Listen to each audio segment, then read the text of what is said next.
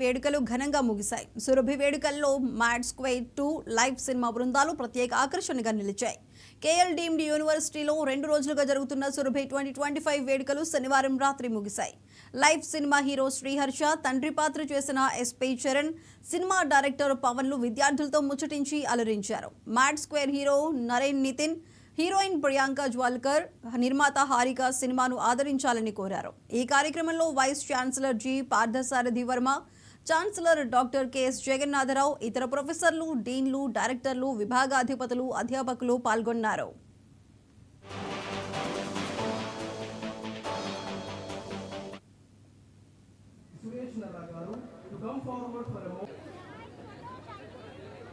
And today we have met so many wonderful genius minds, and during the valedictory we were just having the good and beautiful young minds at this place.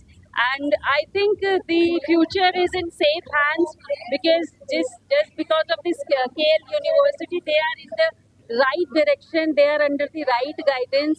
And my heartiest congratulations to all the KL University team and the mentors, that they are providing these wonderful opportunities to all the young minds. And definitely together we can create a beautiful world and beautiful India. Thank you very much. And today we KL University lo ee Samyak Surabhi events student తనకున్న talent అంతా exhibit చేయడానికి use చేసే platform ఇది.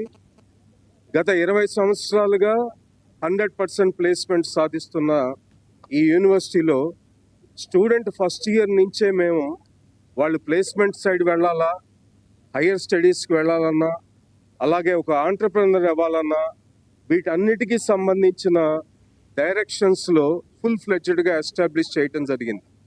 అదేవిధంగా చదువులో కరికులంతో పాటుగా స్కిల్ని మేము embed చేసి స్టూడెంట్ బయటకు వచ్చేటప్పటికి స్కిల్డ్ స్టూడెంట్గా బయటికి రావటానికి అన్ని అవకాశాలు మేము ఇక్కడ జరుగుతున్నాం.